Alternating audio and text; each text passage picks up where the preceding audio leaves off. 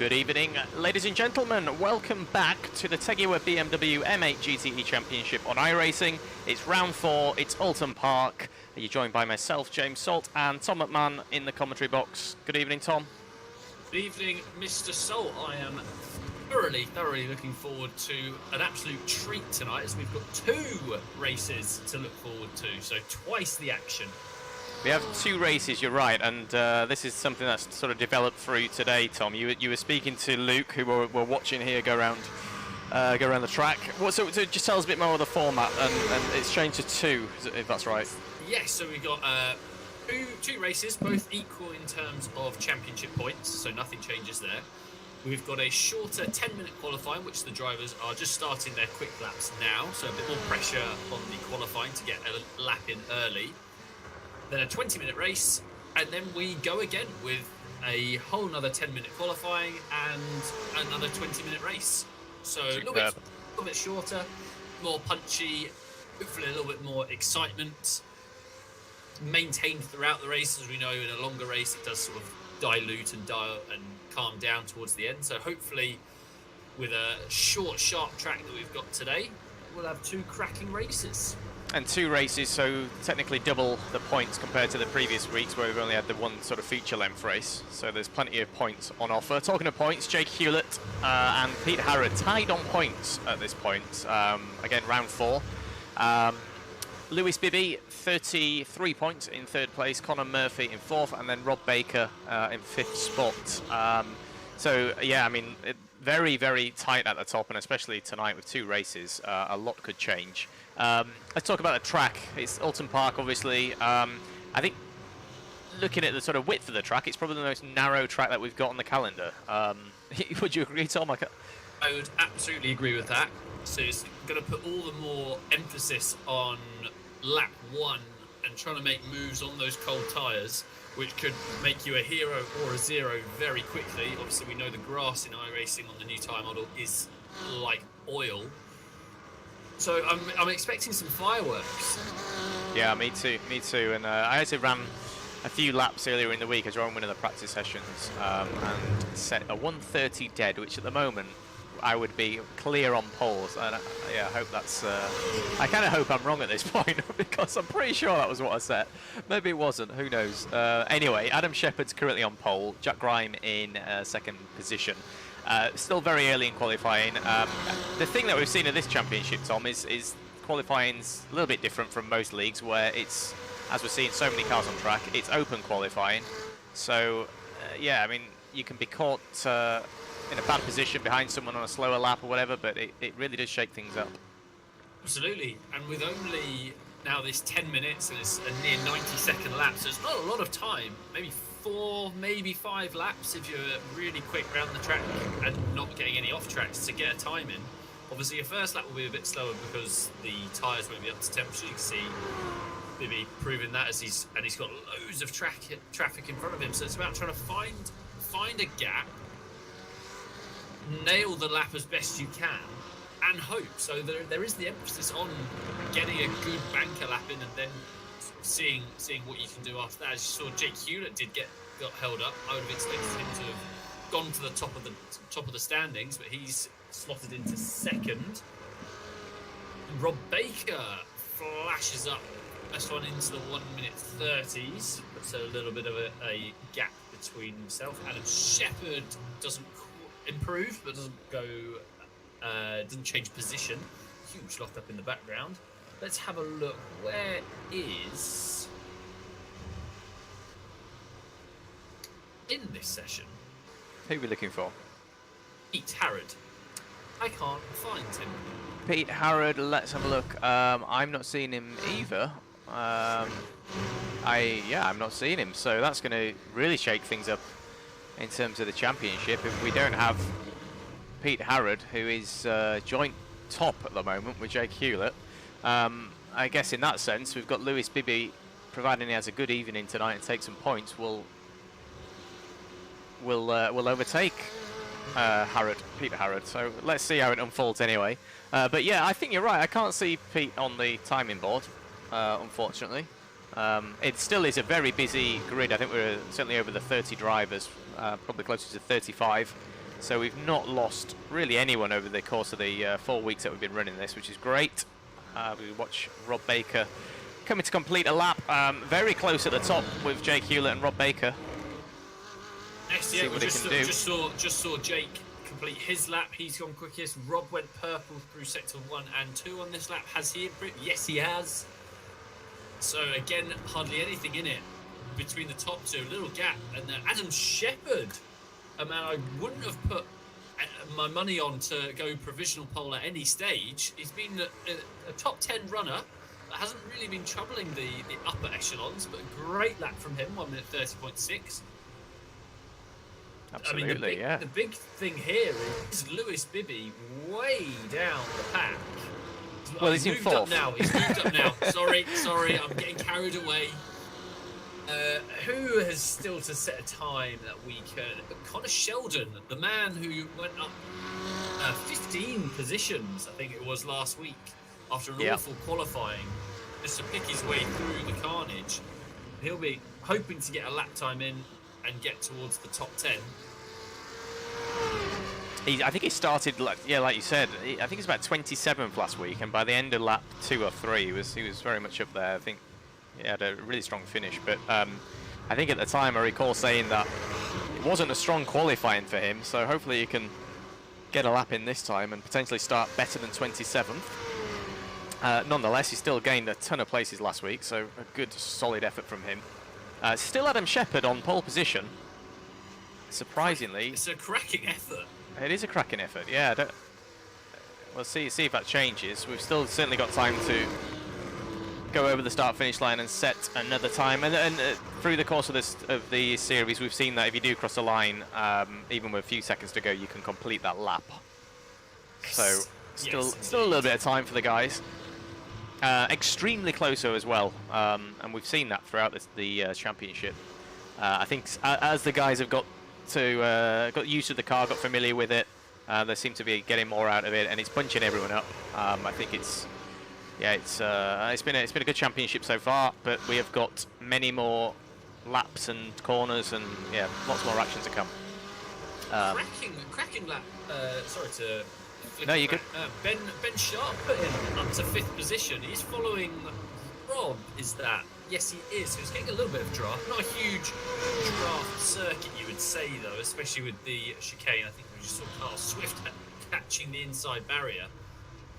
But that's brilliant. That's the highest I think we've seen Ben qualify.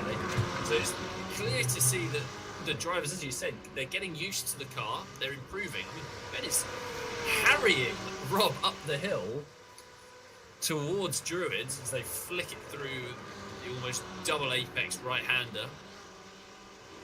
I mean, I don't think... is Rob moving aside? No, he's not. I'd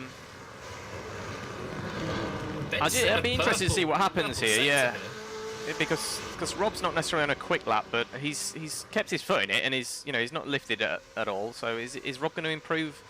Doesn't look like he has. Nor does Ben Sharp. So they're going round again. But this currently, is their final effort here.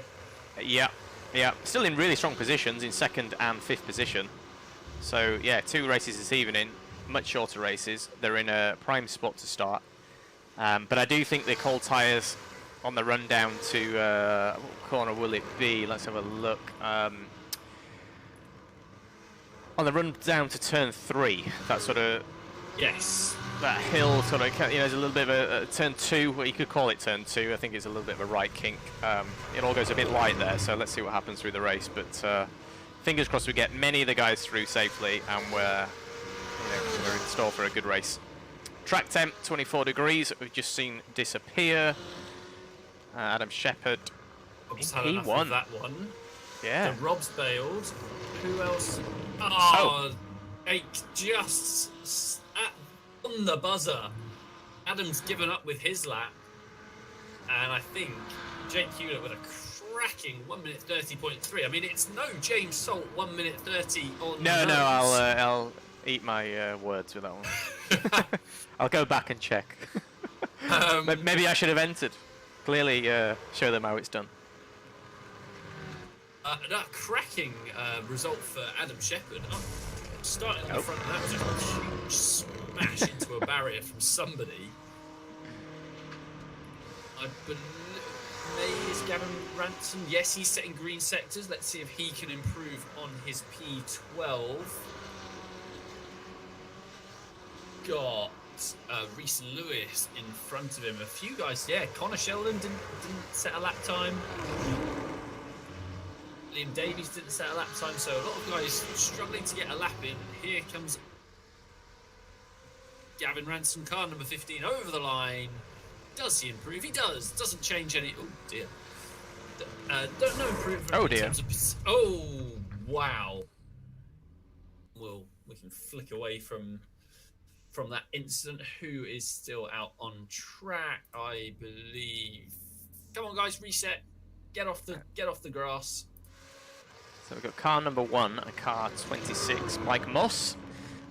Is Mike on a quick lap here? He's certainly not lifting. He's seen it through to the end. Currently 26th. Does he improve? Doesn't look like he has. Stays 26th. So as the drivers complete their qualifying, and there we go. We are done. So there we go. Jake Hewlett takes pole position from Adam Shepherd, I think on the really last lap. Rob Baker in 3rd, Lewis Bibby, his teammate alongside him in 4th position, Ben Sharp and Mark Guy take 5 and 6. 7th and 8th is Lewis Rose and Connor Murphy.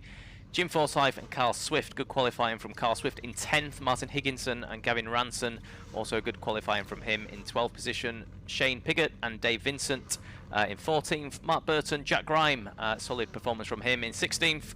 17th is Charles Heath, Oliver Sigg in 18th. Fraser Bradburn in 19th. 20th is Stuart Lines. Matthew Tidmarsh in 21st with Tom Bingham in 22nd.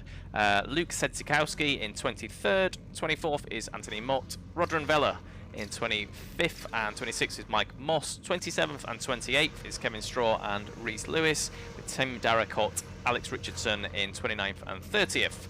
31st, Christopher Paul with Daniel Reason in 32nd. Dave Buckey in 33rd. Connor Sheldon 34th. Liam Davies and Luke Handley on the back row of the grid. Some of the drivers are foot to the floor trying to burn out of some fuel of this fixed setup BMW that we've that the guys are controlling around this track as we are on board with Adam Shepherd. So we've got we've got Jake Hewlett on the inside in the VRS Cananda Sim Sports car. Let's have a look and see what is in store as the drivers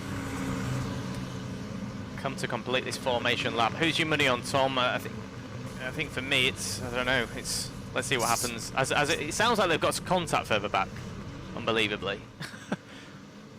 My money would be on Jake. Currently he's on pole, he controls the start. It's a bit of a weird start. The safety car will pull in and then he can pretty much floor it. You've got the Evo cars behind. Jake's gone. He has indeed, and he's got quite a sizable gap on Adam Shepherd. Lewis Bibby seems to have picked Rob Baker as well, so it's Hewlett through turn 1. Shepherd still in second with Lewis Bibby right on the tail of him now, so this is where we'll see some of the cars go a little bit light over the crest, and we just hold it. This left-hander, turn 3, as I head down the lakeside straight now into this island bend, and this is another one, Tom. You really can feel the car get away from you. And this is very brave from Lewis Bibby. It's going to be close, and that's Adam Shepherd off the track. And that was a very brave move from Bibby, but he's up into second. But we do see Adam Shepherd falling down the timing stands. So it's an Evo SR 2-3, and just look at the gap on Jake Hewlett already. As we see cars upside down. Is that Tidmarsh we're looking at? And we've got Kevin Straw, and that's Fraser Bradburn without the front of the car missing. Charles Heath, 10th position. Up 7 for Charles, so clearly got through that chaos early on and benefited, and yeah, in 10th place. That's not how you would really want to rejoin in real life, and you shouldn't really do it in sim racing. That's not brilliant. No, I think Adam could have probably caused a lot less chaos if he'd not have reversed onto the track, but that's his choice. I'm going to say, should we see it again? Here is the move. It was a huge contact with the, but then puts it in reverse and reverses onto the track. Lewis Bibby, nonetheless, in second with Rob Baker in third. But for me, Jake Hewlett, 2 seconds almost up the road now. Will we see a dominant victory from him? He's certainly got every opportunity to do so. I think we just saw Carl Swift, who was running 9th or 10th in the background. Looks like he's falling back a little bit, I think. Daniel Reason, without his boot, is up 23 places. So there's clearly been, we saw the monumental shunt, and I'm sure some people further back in the grid lost it through the kink. I mean, yeah, we saw. Oh, you mentioned. So Carl's looking. No, it must have been a different car. Sorry, Tom. But yeah, Carl's looking pretty good, I guess. Car's in one shape, in one piece. No, you were Oh, it right. was. Yet he's still maintained 11th or 10th by the looks of it. His way back through. Connor Murphy has got Mark Guy all over the back of him, but he's up 3 places. So, I mean, who were the big losers here? So we lost Adam Shepherd. Jack Grime got caught up in an instant, down 15 spots. Mark Burton. So, yeah, some guys who started high up in the grid got caught up in that incident. And Bibby's doing a relatively good job with the gap to Jake Hewlett. Hewlett ever so slightly quicker than Bibby on that last lap. And then a bit of a gap back to Rob Baker, and then Ben Sharp less than a second behind Rob as we've got a car off at the final corner. Villa, that was. This is Shane Piggott chasing down Connor Sheldon, who doesn't have a bumper or a bonnet. Oh dear, Rob Baker must have gone off at turn 3, I presume. Oh, and has he hit the wall? Let's have a was look. that on exit of turn 3? Yeah, it was. So exit turn 3. Lost the car. Has to have hit the wall. Yeah, huge contact. He hit the tyres though. Yeah. He's nipped across. He's so lucky because that could have been raced over and hit the metal barrier, but the tyres are pretty forgiving. But that's huge. That's Rob down to 8th spot with some damage. I mean, it's a race of attrition already, and we're only 4 minutes in, and we've got a second race to go.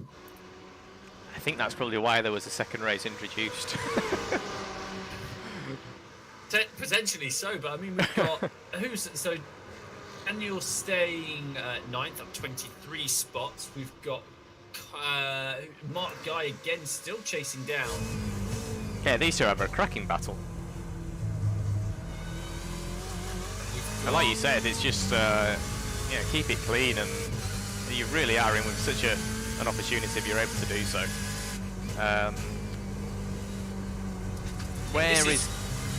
Sorry, Tom. No, I was just going to say, I think this is what we were talking about in terms of once it's all settled down, it's a tricky track to overtake. It is. I guess you've just got to force a driver, in front of you. You've got to keep them under pressure and hope they make a mistake. Because, like you said, where do you put the overtake on someone? But I think this is his strongest race so far that we've seen from Mark Guy, challenging for the top 5. Yeah, absolutely. And also, it's a strong performance from Sed Sikowski and Tim Darricotte, actually. Up 11 and 16 places, respectively. So that first lap carnage is really... And that's the cusp of earning, obviously, more championship points. The top 10 earn significantly more than places 11 to 30. So it's within touching distance for a few drivers who may not have expected that, as we see Carl Swift overtaking Daniel Reason down the back straight. Oh, bit of a kiss on the back end of on the BMW, but should be able to pull away. I think that the BMW behind Carl, Daniel Reason, is it is. It's very damaged.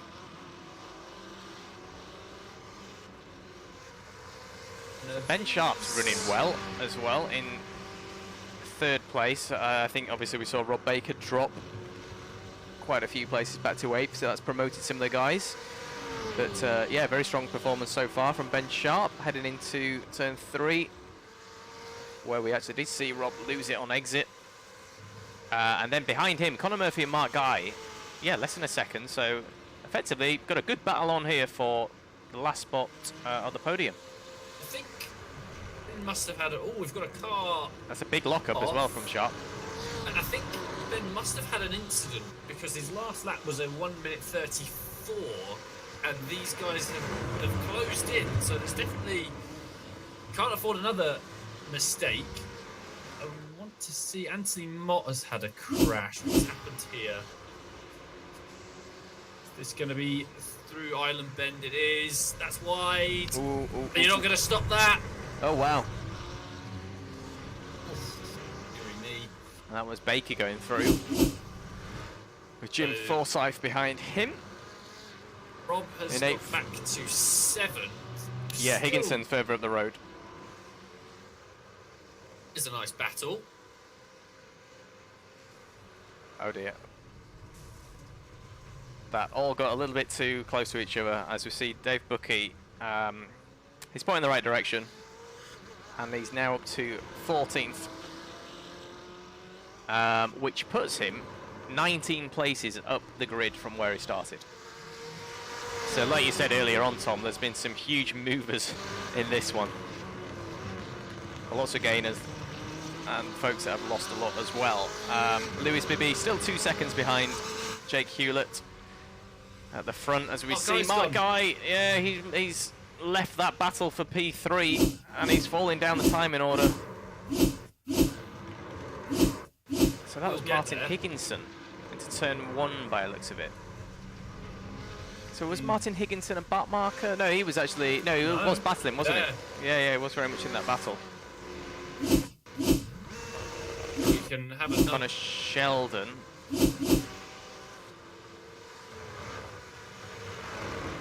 Mark has rejoined 12th. Christopher Paul is dropping down the order. I'm just having a look at Setsikowski in 10th place now, and not far behind Tim Darracott in 9th position. I think Tim must have got past. Oh, is that right? Yes. Was Luke running higher in the top 10? No, but we've had Mark Guy. Yeah, that's a good point. Has just put it into the wall. Yeah. And we can see the gaps. Usually the timing tower is flooded with orange and yellow. Yeah. It's really spread out. And Sharp, a cracking lap time there, 1:30.7. Seconds back from Conor Murphy. He's only got 10 minutes to go. I don't think he'll be able to close that gap down. Baker's back up to 5th position. As we see Kev Straw getting out of the way. Tim Darracott's through. That's the final corner. Turn 16. Heading over the start-finish line. So Setsikowski, strongest performance yet. P10. Points are on the table for him. He just needs to keep it cool and see this through to the finish. Got 10 minutes to go. Still plenty can happen. Rodron Vela in P17. Rodron's up a few positions, up 8 positions, as he goes over the line to finish lap 7.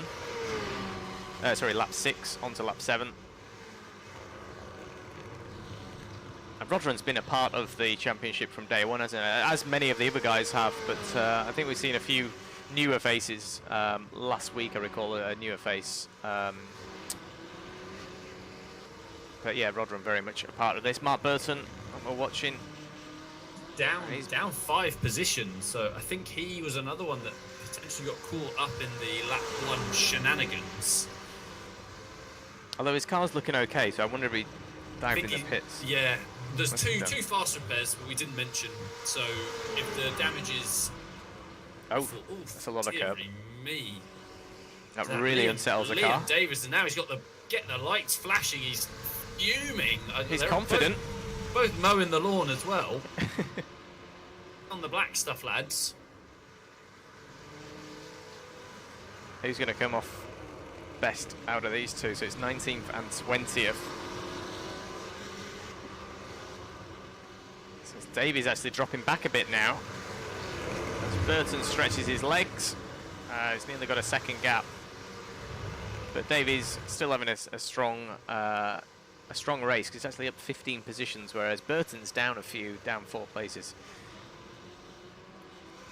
Talking of overtaking opportunities, I mean, like you said, some of the drivers are close, but the majority are just sort of in some sort of formation as such, not necessarily seeing close racing. These are probably the closest on track. This is Gavin Ranson and Tom Bingham heading to turn 3. Gavin Ranson, again, strong performance from him. He's down 1 position, but importantly, he qualified relatively highly. 13th is certainly solid. 8 minutes to go, anything could happen, as we've seen. Back markers and just the general. Some have the, I guess, the scrappiness of the track. It is very complex. It's unforgiving. If you put a wheel over the line top, you hit that grass, and it, like you said earlier, it's like oil. There's not much margin for error. Yeah, this would probably be what you would consider the best overtaking opportunity, but you've got to be so good through Britain's, which is the kind of left, right. Dear. Oh, and that's being wide. Is he still there? I think he's just slotted in behind, has Bingham. He has. So they're now going through. Druids coming up, turn 15. And then I was thinking this is a corner. If you get it right and get a really good exit, you can challenge into turn 16. This Lodge corner coming up. Yeah, absolutely. If you follow closely, but it's one of those tracks. It's more about try to make the other driver just by pressurizing to make them make a mistake, as opposed to real clear-cut opportunities, especially with those chicanes that they almost break up the straight a bit much. So you can never quite get the draft long enough, because before, when you're only into, I don't think the guys will make it into 6th gear. So the cars are still accelerating at a vast rate of knots that the draft doesn't really kick in, where usually it's obviously if you hit 6th gear and then if the revs start to die, then you're sucked along behind. You know, look through the timing tower, there's not a lot of close action. We've got Roger and Vella close behind Alex Richardson. Tim Darracott has got past Carl Swift. I think Carl's had an incident. Yeah, that's Mark Guy going through as well. So this is heading into... I think he's going to clip the inside here. Yeah, into the chicane, turn 10. Oh, he's just lost a back end. Ow. Could have been a lot worse. Hasn't hit anything yet, and just gets out of the way. Keeps it to the left-hand side. Yeah, he's still in this race. He's still very much in it, and it's still a strong performance from Carl. P10 still in the points. So we've got who we got in front of him? We've got Mark Guy in front of him, heading into turn 1. It's one of those that I feel that Carl, if he could string the full race together, he's got really good pace. Because if you think, we've seen him off at turn 3, just here on lap 2, which cost him a boatload of time. Then we've just lost that. So I feel that it's a race of what if for him, that he could have been potentially 7th, 6th with those guys. I agree. Something to try and work towards for the next race, because obviously all the drivers get that second opportunity, which is great. It is great for them, especially I know probably one driver in particular, Mr. Shepherd, will be looking to make amends. We'll have a look at the end of the race over the initial contact. It did look like maybe just from the initial replay that Lewis maybe did understeer slightly. We'll need to see if there was left enough space. It was space. a tight line, wasn't it, to hold that inside line and to, potentially understeer, like you said.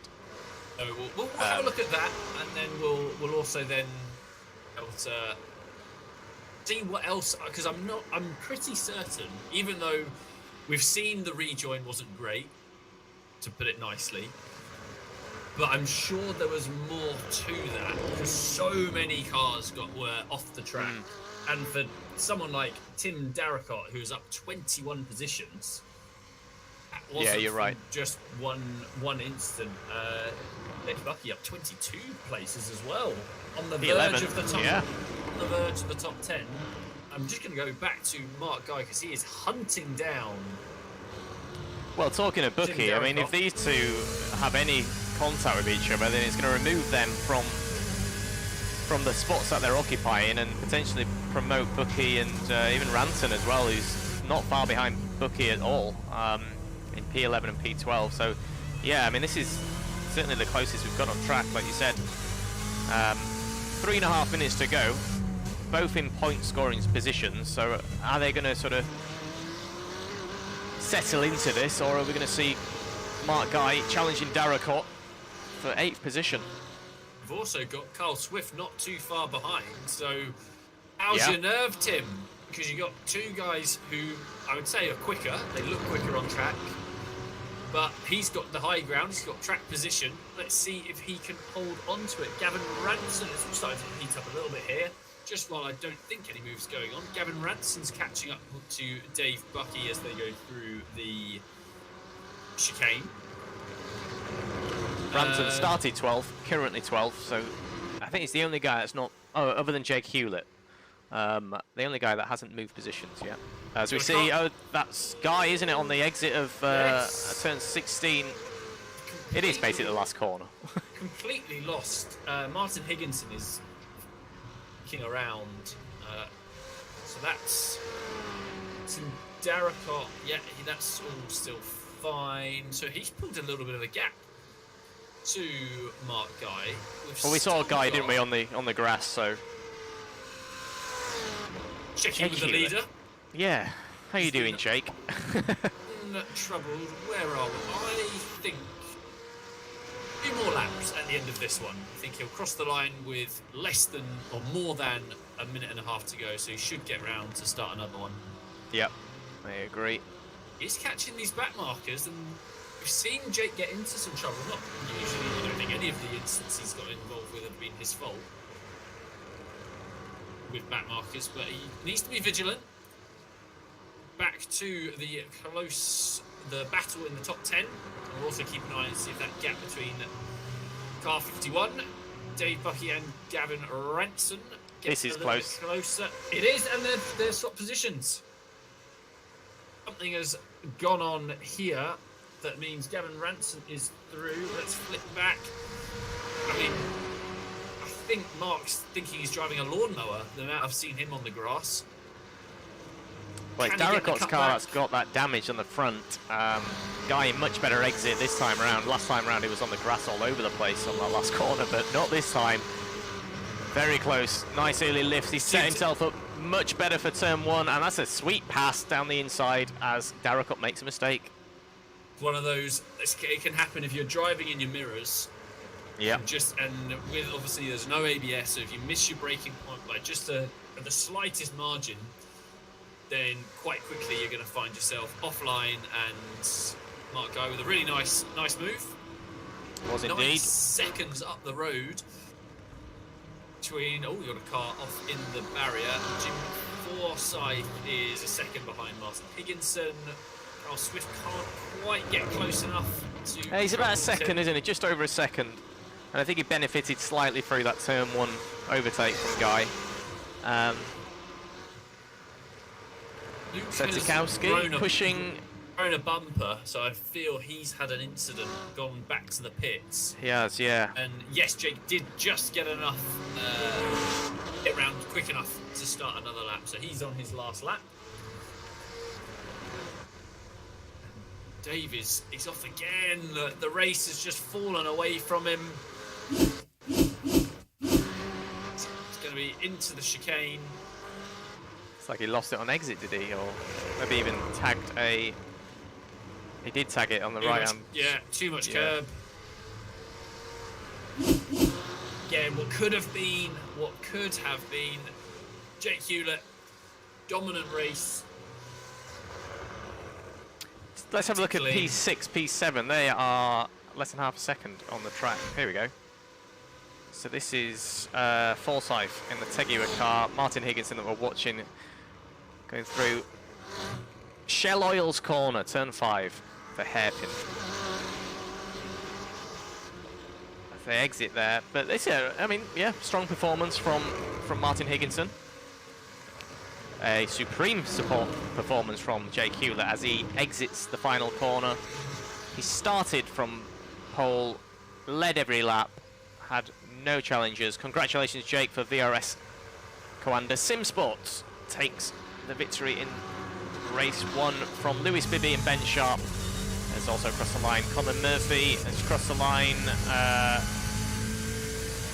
Sorry, I say Ben Sharp has got P3. Was that right? Yeah. Then Conor Murphy in 4th. Rob Baker in 5th position. It's Jim Forsyth that we're on board with, chasing down Higginson. But I do think the time has probably run out for Forsyth. If Higginson gets this last corner right, looks like he has done. It's a drive to the finish. It's a good exit from Forsyth, but as Higginson actually covers him off to protect that 7th place. Jim Forsyth takes 7th. Carl Swift does bring it home in the points. Congrats to him. Gavin Ranson, the first car outside of the points, but still a strong performance from Gavin. I think he's up 1 position. But yeah, strong, reliable performance from Gavin Ranson again, Tom. It's kind of what we've been saying week in, week out for Gavin. It's seems to have one strategy, and it works really well for him, to be honest. A big shout out to Tim Darracott. Finished 9th, started 29th. Wow, that's a huge, huge gain. Like you said, there must have been something early on that we didn't see. Alex Richardson, 14th. Gonna go through my event tracker and get us back to start of the race. Let's have a look. I think that's every car other than who we got out on track. We've got the car number 1. Which I think we saw last time in qualifying was also out, although he looks like he's crossing the finish about now.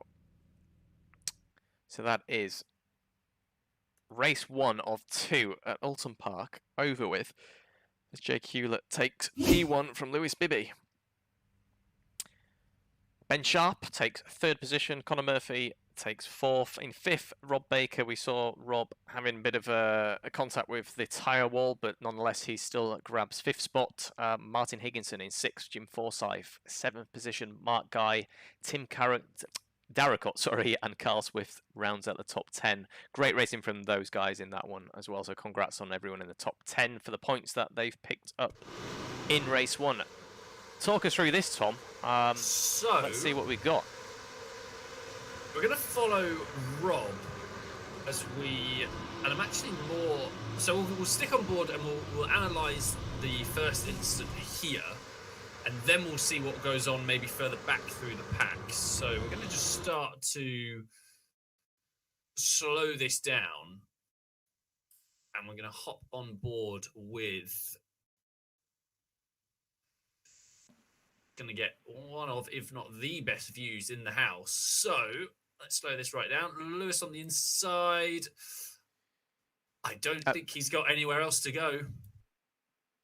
Yeah, I mean, there's 2 things, isn't there? Do you sort of recognise that the car's there and give him space and to protect yourself? Because it's so important, you know, obviously preserving your own car. Did he know that Lewis Bibby was there on the inside? Who knows? At that point, looking back on that, Adam, I personally, at this stage, should be giving more room. Preserve it, because the car's got enough downforce if you can control it to stay a little bit wider. And at least you've got the inside line going into the exactly. Tenji didn't know he was there. Yeah. So that's definitely a racing incident, I would say. Maybe more on the fault of Adam, purely because I don't see where, if we roll this back, I don't see at this point. Yeah. Lewis is far enough alongside. Yeah. He can't go anywhere else. No. Now I want to have a look. So we've got some smoke in the background already going out of turn 3, and we've got we can see cars in the background further behind. So this is all okay. Ranson is going to get through. So no, there's a huge gap. Who was the biggest gainer? Who was it that we saw? Tim Darracott. Yeah, if you have a look at Tim Darracott's start, that will probably say quite a lot, I'd imagine. Here we go. Let's give the viewers what they want. I'm going to treat you to cockpit cam.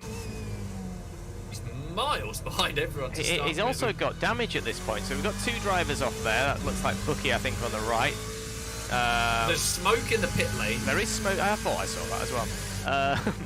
So into There's turn 1, we've got oh my 3 word. cars on the left. And we've got another. Oh, I don't know what happened to the guy in front. So that was Jack Grimes got caught up in an incident.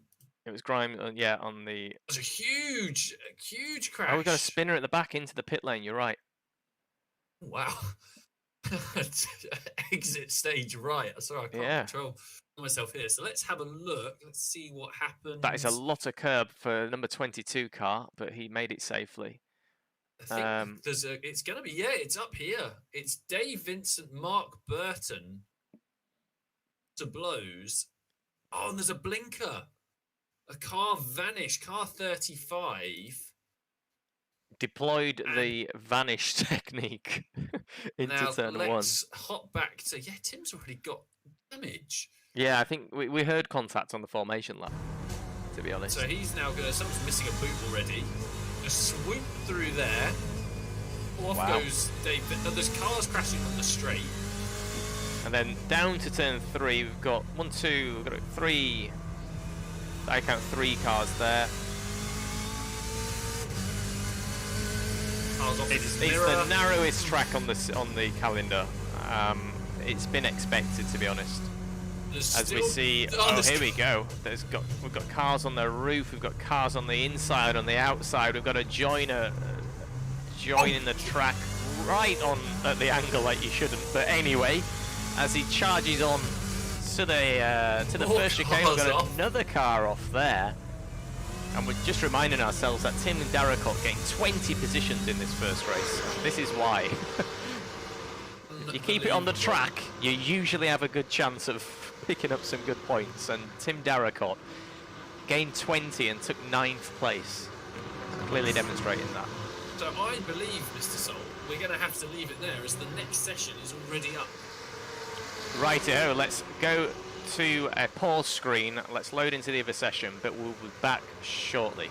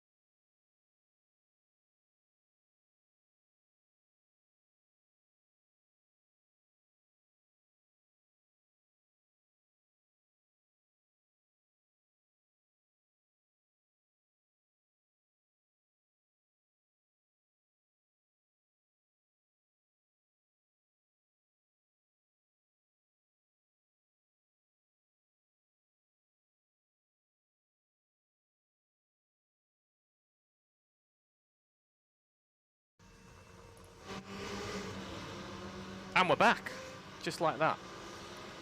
So we're on board with Lewis Bibby. Welcome back, Tom. Did you have a cup of tea and a biscuit?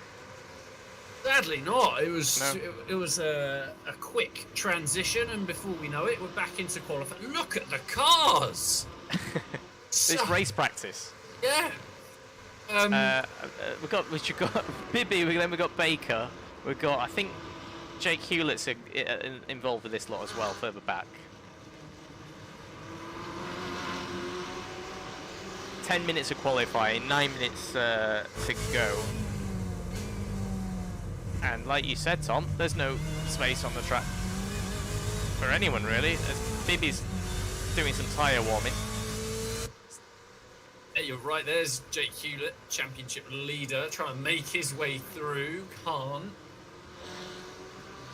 I mean, the Evo boys have got themselves a good bit of space. There's hardly anyone in front. And this could be one of their best chances in terms of to set a clean lap time.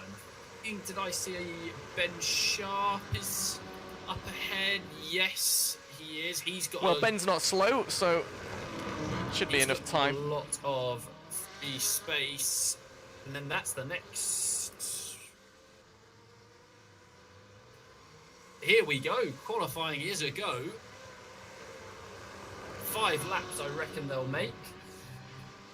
And let's go on board and let's see what Ben can do as he heads down through Cascades. But 1 minute 30s are the times we're looking for, so we'll see what we can do. Through Island Bend, I imagine we're going to have a little lift. There it is, Kingston 5th. Get the car back over to the left-hand side.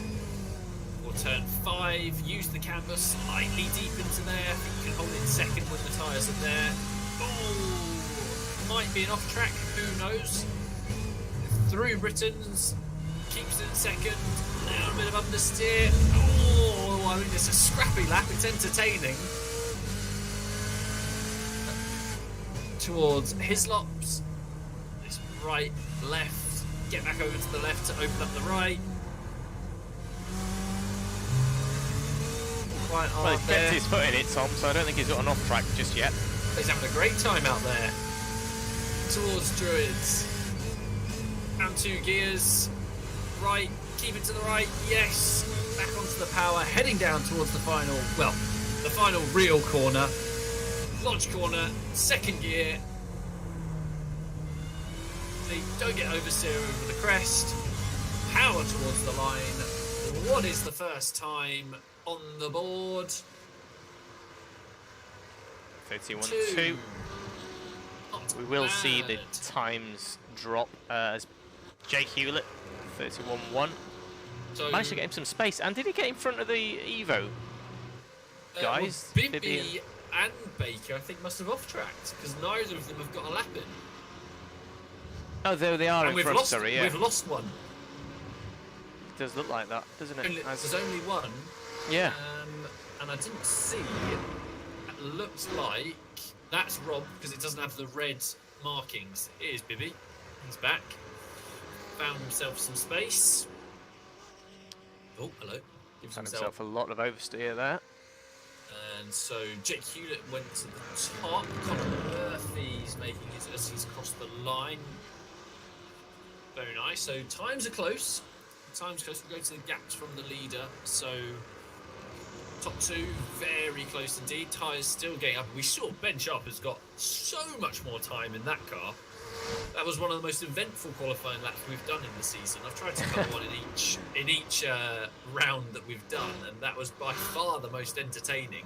Certainly put on a good show for us. Definitely not the quickest, but hopefully this time round tyres. It didn't actually say a lot for the setup of the car, to be honest, the way he was fighting with it. But well, actually, we could say it was the tyres. They were still a bit cold, so we'll say that.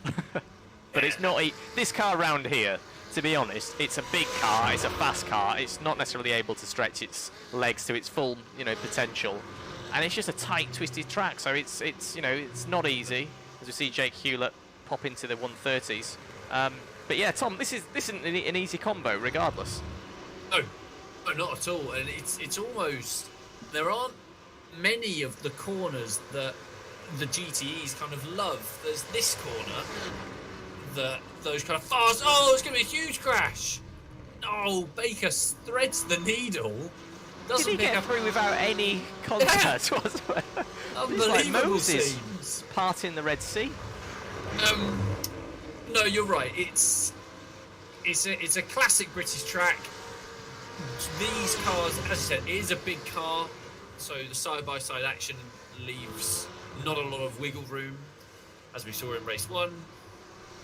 And yeah, it's not finding those kind of higher speed turns that it can really rely on the downforce to kind of, as you said, stretch its legs. So it's more about who, and then there are those slow speed corners, who can work out the technique to apply the huge amount of power that it's got without breaking traction and carrying the speed through those slow speed stuff, especially those fiddly chicanes. So here's Rob. I mean, I don't imagine he will improve. But doesn't we'll look like see. he did a 31-1, which isn't bad considering he went through about 7 cars launching themselves into space. Where is Lewis Bibby at this point? I just saw that he was on the team radio, of the team chat. So he's the driver chat, so he still hasn't got a lap in. Maybe getting a little bit angry that someone's holding him up. It looks like he's got, let's have a look, where is he on track? Just coming up to Druids. So he's got 10 more. seconds in front, yeah. Some mercy. He will get 2 more laps in. So he needs to, he just needs to have a good lap, doesn't he? And get some space, see what he can do this time. Currently not set a lap. He's set a lap this time, it's 12th. So still plenty of time that Lewis Bibby can make up. Head through turn 1. Jake Hewlett's still on pole position. Rob Baker a 10th behind him. Ben Shepherd a further 3/10 behind. As I said, as I mentioned in the last race, Carl Swift showing good pace. Yeah, and P5. And he's a 10th off him, so it's just that consistency. Maybe this will be the race. His Rift will stay on. He's not going to get any hardware issues. Rob Baker with a tremendous lap, pipping Jake Hewlett by 500ths. And he's so happy with that, he's chucked it in the pits. Job done. Escape back to pits, that's me, guys. Beat that. No one's going to beat that. Boom. Yeah, hours of practice have paid off. Hundreds of hours Rob's been putting in. It's the same as last week. He's done the same this week. That same technique. Lots of practice. Still, the victory in one of these races eludes him. He's not quite got there yet. But currently on pole position. His teammate, on the other hand, 16th place. Plenty of places for him to make up. 2 purple sectors. Mini sectors. It's broken into 7 for some reason on this timing. Goes, he's set green, he's set purple. What can he do? Oh, it's third position. I was hoping for an Evo SR front row lockout. Is that an off Currently, he's kept going by the looks of it, and he's got one. That's an off track. That's it. Oh. Spectacular into the barriers. So brilliant lap at the death. Adam Shepherd's carrying a bit of damage on the front of that. I doubt he will improve to challenge by sort of 6/10 to get up and mix with the top. He was on the front row last race, so he does have good pace. Let's have a look at our biggest mover of last race with a much cleaner car than it was. Tim Darricott up in 17th. Race up to 13th. Good man. Race 1 has boosted his confidence. 13th. Certainly solid. Said Sikowski, our race and league organiser. I couldn't remember where Luke finished in the last race. It was a race where he got, I think, to 10th at one point. And then seemed to drop back, took a pit stop to fix the car. I believe so. So I think he was in the 20s. So another 2 points. Managed to finish the race. some stuff going on the timing board. What have we got? Carl Swift still just that tenth of a second off Ben Sharp. Gavin Ranson's into the top 10. Liam Davies with a good showing up into 13th. Let's see if Luke can improve. 1 minute 33.37 was his best time so far. Has he improved? Yes, he has. And by 0.3, it moves him up about 8 positions. So good 20 work seconds there. Yeah. Dave Vincent with a glorious message on the back of his car. Oliver Sig in 20th. Quiet race, I think, from Oliver last time. We certainly didn't manage to cover Oliver's race all that much. Wonder if he was involved in that lap 1 chaos. I'm hoping the drivers have learned. I'm hoping that it's even though it's 20 minutes, it's still a long time. Yeah. Indeed, yeah. There's a lot of corners in 20 minutes around this 1.5 minute lap. A lot of places where you can go off, but it's better to survive lap 1 than go hell for leather, as we saw some of the guys last time. Adam Shepherd still with that damage on the front of his car, but 4th position respectfully, as he does slightly improve but stays 4th. 130.9 and a nice spin to finish. Who else have we got on a lap? It looks like we've got, well, the number 17 car, Reese Lewis. Surely he's going to be timed out of this one. He's pulling over. So he was the last car. We've got car number 2 just coming around turn 3. Is that Jake Hewlett? He's still on track and he's still going. We just hear the car. Where is he? We lost him. There he is. And he's been timed out. So, can we see the... there we go. So it's Rob Baker takes P1. Tom, has Rob taken a pole position so far in this championship, or is this his first? No, this is his first pole with the chance to get that elusive win. He's got Jake Hewlett alongside him that we just saw a dominant performance for race 1. So see if he can fend off Jake Hewlett. We've got Lewis Bibby, his teammate, directly behind him. Adam Shepherd, strong qualifying from him, and Ben Sharp in 5th position. Carl Swift, a supreme qualifying for him, 6th position. Lewis Rose in 7th. Connor Murphy takes 8th position. Mark Guy and Gavin Ranson round out the top 10. Good qualifying from Gavin Ranson. Jack Grime also a good qualifying. Jim Forsyth in 12th. Liam Davies in 13th with Charles Heath 14th. Tim Darracott in 15th with Rodram Vella in 16th. 17th and 18th is Reese Lewis and Mark Burton. Alex Richardson and Dave Vincent the top 20. Oliver Sig in 21st with Martin Higginson 22nd. Luke Setikowski and Daniel Reason in 24th. 25th is Matthew Tidmarsh. Alongside him is Anthony Mott. Christopher Paul in 27th with Dave Buckey in 28th. Shane Piggott 29th, and 30th position is Tom Bingham. Fraser Bradburn 31st with Luke Handley alongside him 32nd. 33rd place is Stuart Lyons with Connor Sheldon in 34th with Kevin Straw in 35th, and last on the grid is Mike Moss. Connor Sheldon again, Tom, not looking to set a lap time in qualifying. Clearly starting from the back. He's clearly, yeah, he's what must be what he likes doing. Let's see if he can make some places up in this one.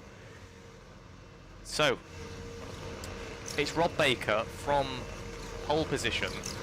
We saw he made a bit of a mistake in the last race. Can he remain mistake-free and lead himself to a victory? Or will the pace of Jake Hewlett get the better of him?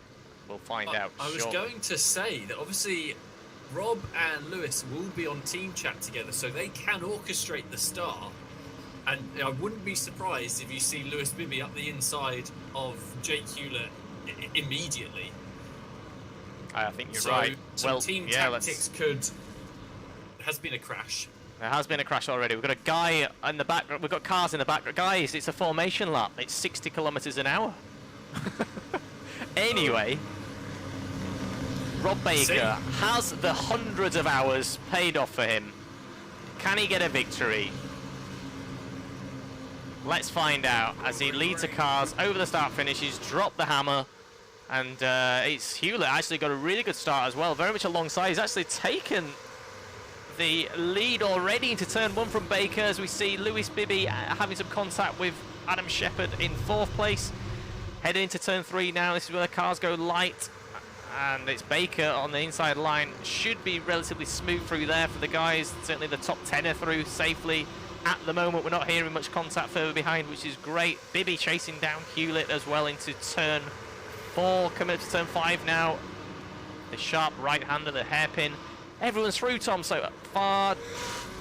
We've got a spinner. No. There it is. It's Shepherd, but he's gone through, and there we've got a big spin no, behind now. It's huge. On his roof. And that's Gavin Ransom. The first race that we're not going to see Gavin finish, I believe. The gap at the front, by the way, Rob Baker's got back in front of Lewis Bibby. Yes, it was the other way round. So Rob, I think, delayed it too much, and Yeah. the lights went green, and Jake just floored it. So he was almost trying to be maybe 2Q.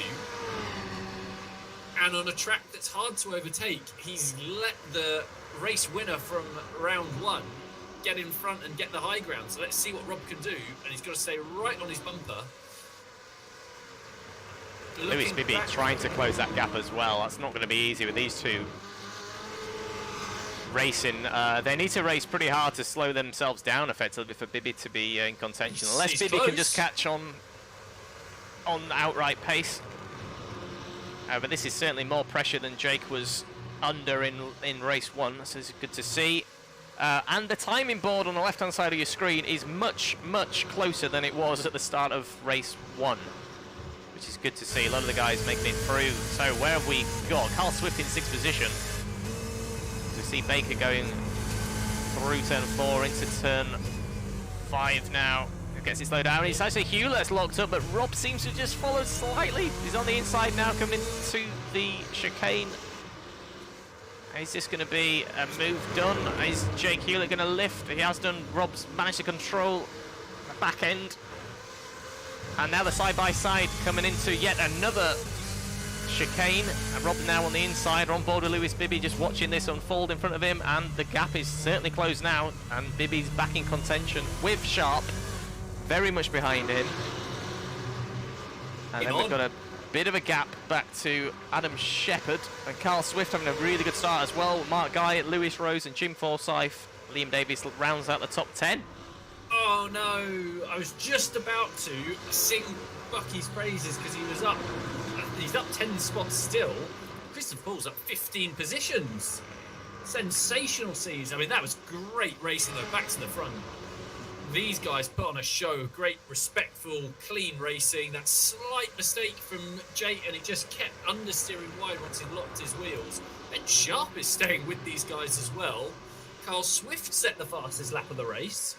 Brilliant to see. Great to see more orange and yellow on our timing board.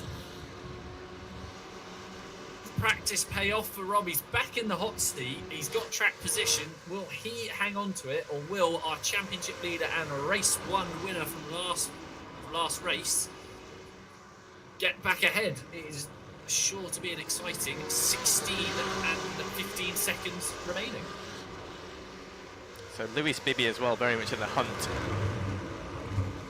behind Rob Baker and Jake Hewlett. And Rob, can he cope with the pressure of Jake Hewlett for the best part of 16 minutes? Let's keep on board with this as Rob misses that apex, and that's allowed Jake Hewlett to close right on the back, and he's got a much better, so much better exit than that he couldn't necessarily check up that much without running into the back of Rob by the sounds of it, as Swift has gone off the track. It's a nice, respectful track rejoin from Carl.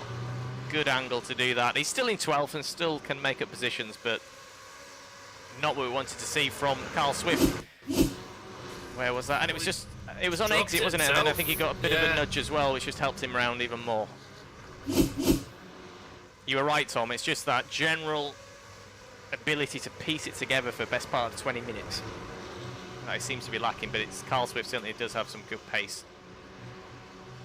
Anyway, back to the front. Jake Hewlett sandwiched between the two Evo cars. Rob Baker in the front and Lewis Bibby behind, slightly pulling a gap on Ben Sharp. That said, you know, Ben's still very much there, less than a second. And it was just that lock-up in this corner that we saw Jake Hewlett make, and it allowed Rob to get down the inside.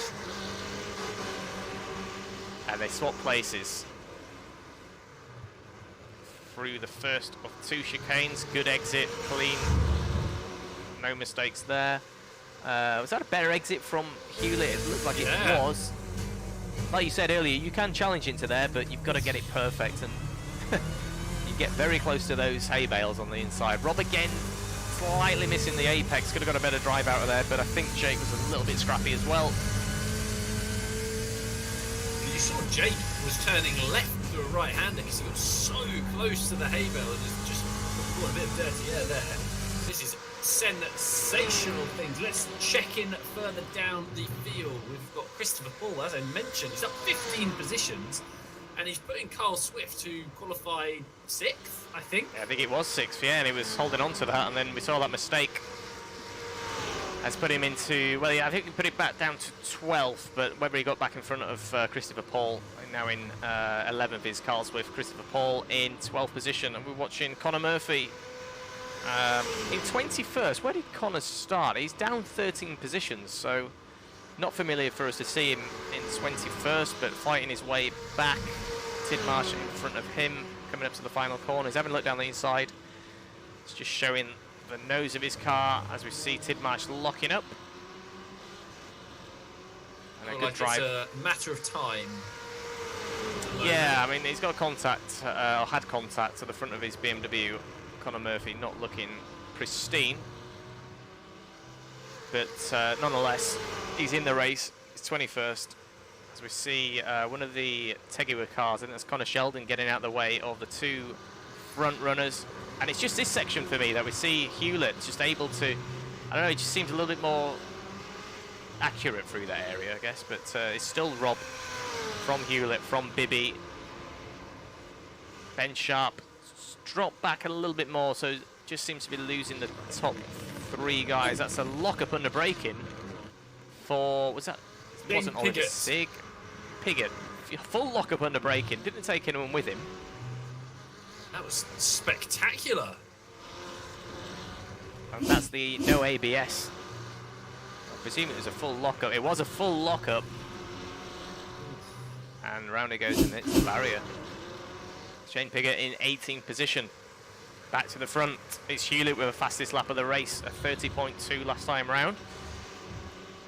There's Rob Baker. So far so good. We're 8 minutes into this, 12 to go. Carl Swift pushing on Dave Vincent for 10th place now, working his way back through. Just seemed to have them mistakes costing him, Carl Swift, but there's certainly potential there. Nonetheless, it's a 11th place, looking on 10th to grab some more championship points. And Tim Darracott, he's actually down. Oh, and the comedy, he's doing the Foster's layout, turn left. And just as I was about to sing his praises, he just got out on the grass, didn't he, and dragged him out off the circuit. I'm just trying to find...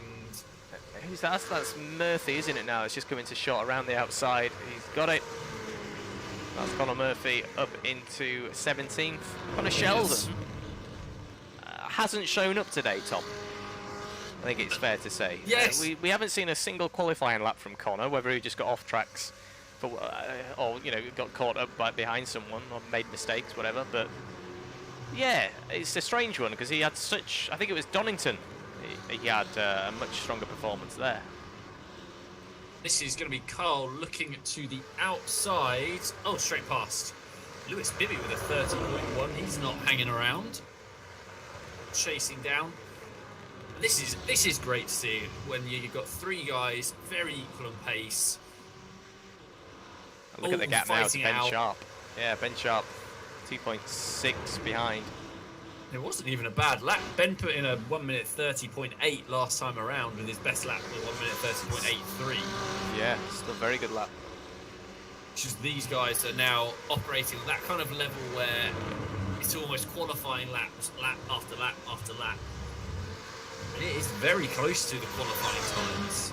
Talking of close, I think this is the closest we've seen Hewlett going. I mean, I know it's been close every lap, but this looks like he's to a point of pushing Baker around now, and this is the section that seems to favour Hewlett, although, again, now Baker doing a good job through there.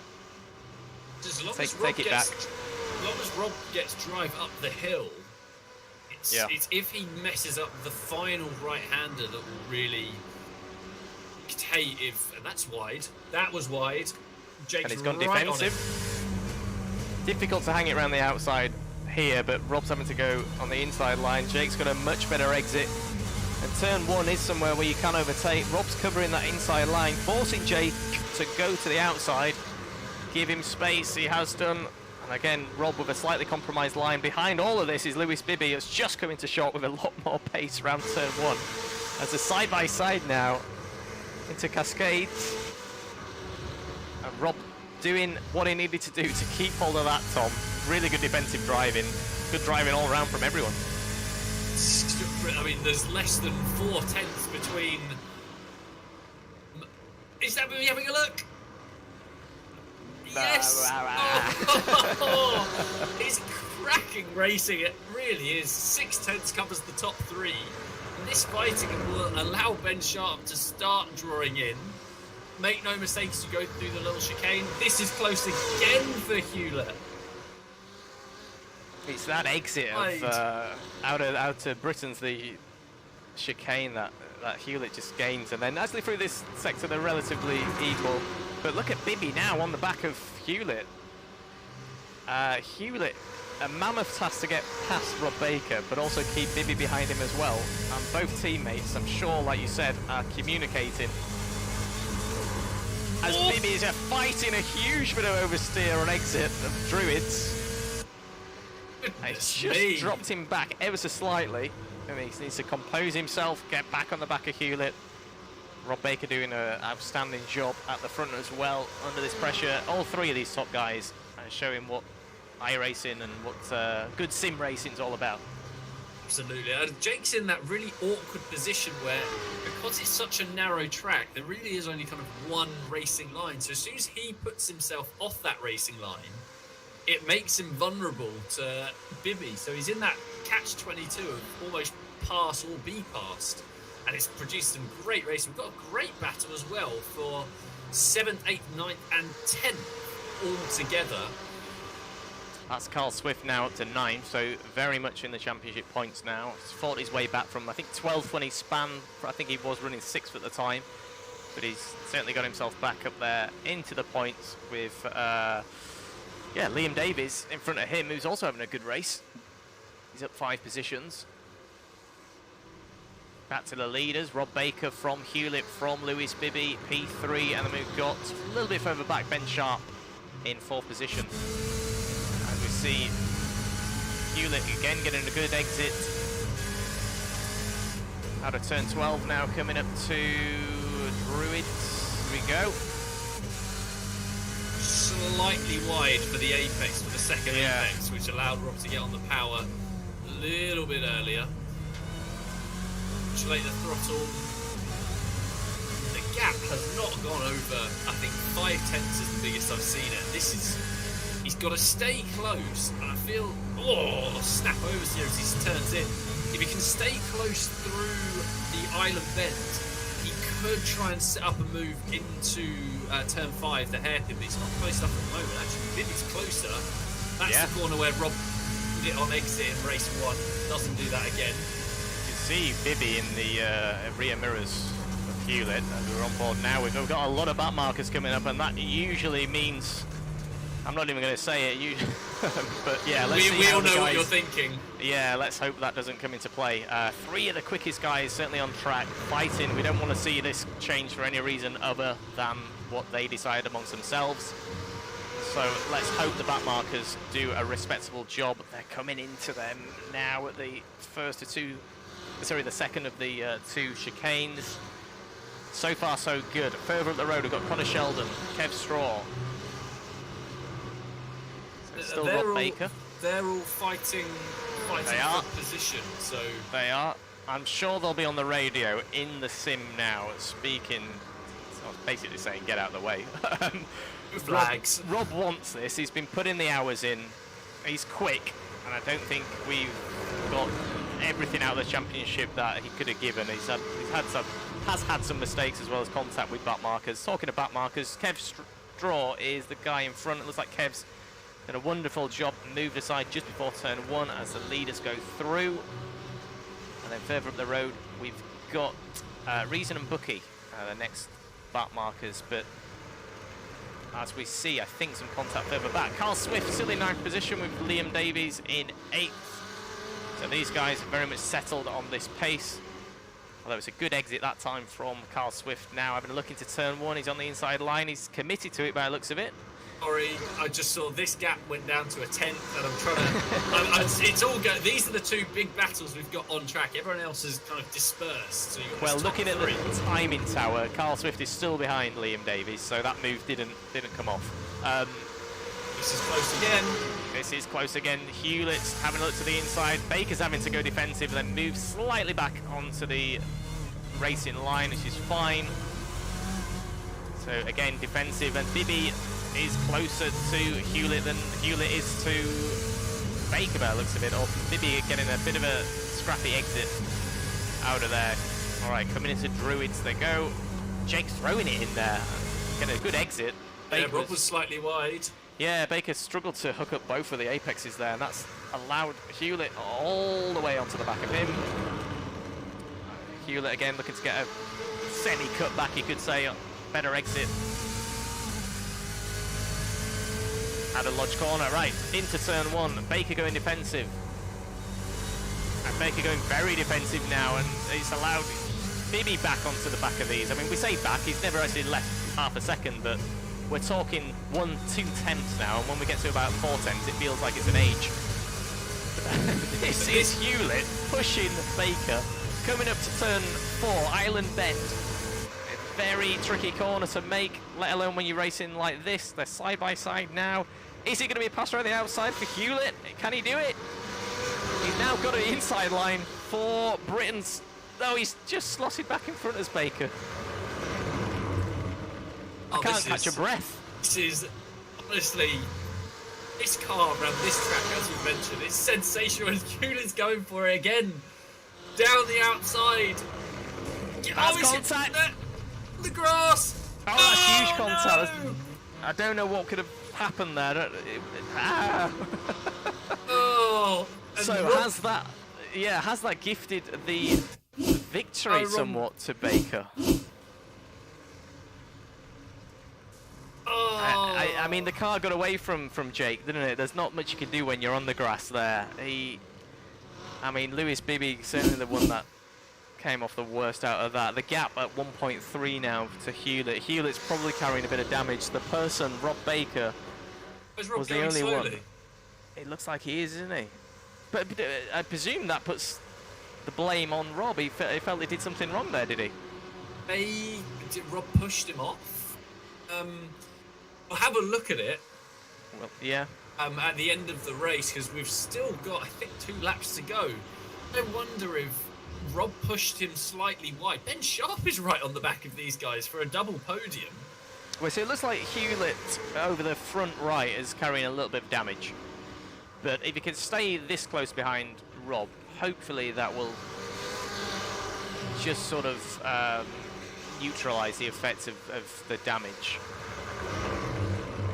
Luckily, this BMW is quite a tough car, actually. Tell you what, Jake throws it through that chicane, and here we go again.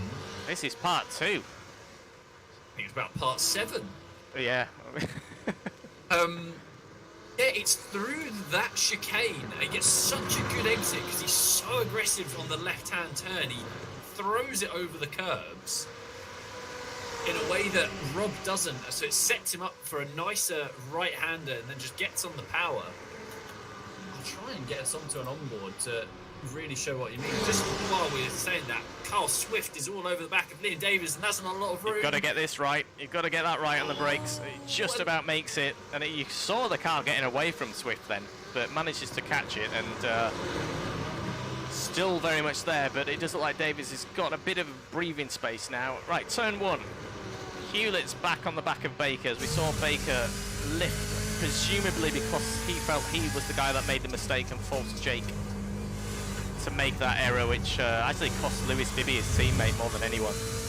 Bibby down in Bibby down in 5th position. Shepherd up to 4th. Ben Sharp in 3rd position. 1.2 back. Got a car facing the other way.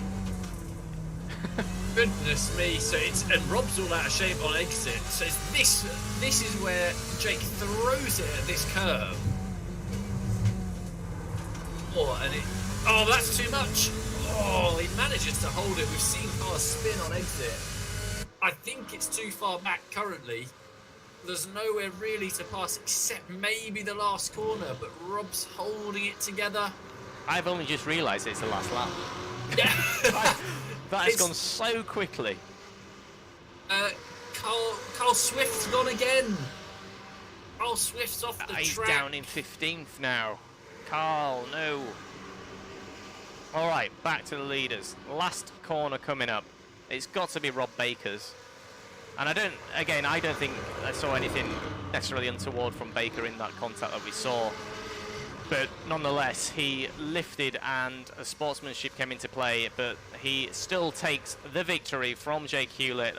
We will have a look back at that, but congratulations, Rob Baker of Evo SR, from Jake Hewlett of VRS Coanda Sim Sports. Ben Sharp, congrats to him as well, the last spot on the podium. Certainly a strong performance from him, up 2 positions. As we see Mark Guy take 6th position. Lewis Bibby and Adam Shepherd got 4th and 5th, by the way. I'm showing Christopher Paul because he's up 18 positions and he's going to bring it home in 9th for a cracking result. And he's delighted with it with a flash of the headlights. Good work, sir. Good job indeed. Well done, Christopher Paul. Carl Swift, it's happened again. He's quick. Oh, no! But he makes mistakes like this, although at this point his car's looking a little bit damaged. But he's quick, but we're not seeing the consistency that he needs to grab the points. Well, we've still got races to go. We've still got, I think is it Snetterton, I think, next. So we'll see what Carl can do in the next rounds. That was, I think, for me, race of the championship race so far, Tom. It was brilliant. It was hard, respectful racing. The quickest guys in the championship and just putting on up until that last little bit of contact, which was almost inevitable. They're racing so hard. Oh my word. That's one way to do it. Quite the slowdown. It was brilliant. It was brilliant. The lap 1 seemed a little bit cleaner than... It did. Oh dear, Charles, that's not the line. So, a brilliant race, as you said. Yeah, race of the championship. I'd be interested to see if Pete Harrod could have made this, whether that would have also added some spice to it. Not that it necessarily needed it, but it would have been good to see as well. So Rob Baker, half a second from Jake Hewlett in P2, but Rob Baker, yeah, congratulations on the victory there from Ben Sharp, BSR. Ben Sharp Racing takes P3. Adam Shepherd takes 4th position from Lewis Bibby. Lewis was I guess the biggest loser out of that contact that we saw with the front runners. He takes 5th position. Mark Guy in 6th. Lewis Rose in 7th with Dave Vincent. Strong performance from Dave Vincent. Where is that?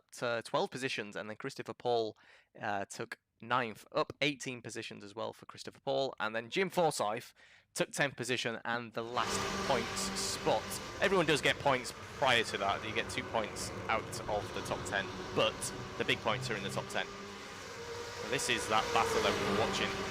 Is this the lap, Tom, where it happened? This is the lap 12, where Jake is pushing Rob all around the track, and he makes the move. He tries to go down the outside into the hairpin, doesn't he? He goes for a switchback. Very brave.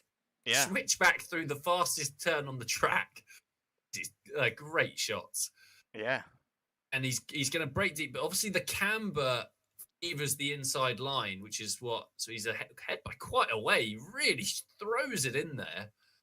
Rob now is on the power, gets the drive out. Very respectful racing so far. Even to make it too wide through that corner is not necessarily something you always see. Oh, it's brilliant. And so this was all smooth, wasn't it? And well, I guess Hewlett got the better exit and allowed him to run alongside. This where you said Hewlett was much quicker then through Britain? Yes, all through that, through the left to open up the right, and now he's on the power. Just a case of and we're going to flip to a not very broadcast style, but it will show a really good of what much later on the brakes. But I guess Rob compromised by the tighter angle going in there. So let's have a look. So again, at this point, this is very much a racing incident, right? Yeah, I mean, I'm not sure where Rob could have gone. Oh, Rob is. I mean, if you're arguing that he could have gone slightly to the right, then you're really picking at things there. Yeah, considering all what's going on. So that is just a racing incident that. Yeah, and so what you're going to see here, there's that little contact that they both jump, and at this point though, now I know why Jake is desperately trying to make the corner again, but he's almost a little bit out of control. Yeah. Now it's one of them moments, though, isn't it? It's a split decision, and once you're committed, considering the time it takes to, hindsight. This is all happening extremely quickly for him to make this decision.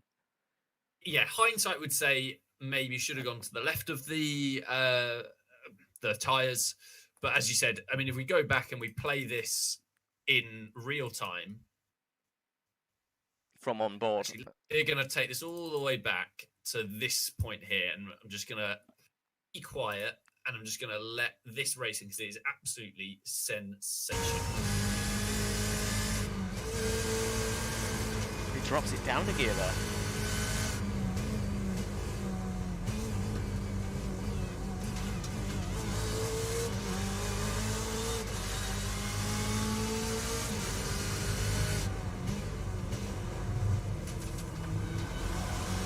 Gets so much closer, doesn't it, to the exit, to the hay bale on the right. That was brilliant car control, and then this is going to happen so quickly.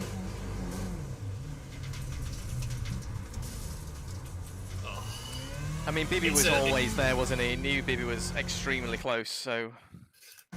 It's one of the... It's all a racing incident where he unfortunately came out luckiest. Yeah. And then we saw Rob lift, didn't we, to allow that race to resume, basically. It was sensational racing. But what I do want to go back to, though, is this, which is going to be the start. Oh, where Rob was caught sleeping a little bit. Yeah. So, yeah. It's just, he gets so much better drive because he just floors it at the right time. Swoops into the lead. Bibby's miles off the track. Bibby had contact, didn't he, with Shepherd. Slight bit of contact going into turn one. And we said at the time, and it certainly sounded like the whole grid seemed to get through, maybe not the whole grid, but the majority of the grid seemed to get through a little bit safer that time round on race 2. It's a lovely shot. Lessons learned, it is. Superb. They are. I mean, we could sit here for hours if we wanted to go through every incident, but they were the big talking points. Indeed. Right. Next week, we said earlier, it's Snetterton. It is Snetterton, yes. So we will see you then. But yeah, thank you for joining me, Tom. Thank you to everyone that tuned in. Hope you enjoyed the footage tonight. That final race 2, was certainly epic. And it's been a pleasure to commentate, and we will see you next week. Thanks again, Tom, and catch you next week.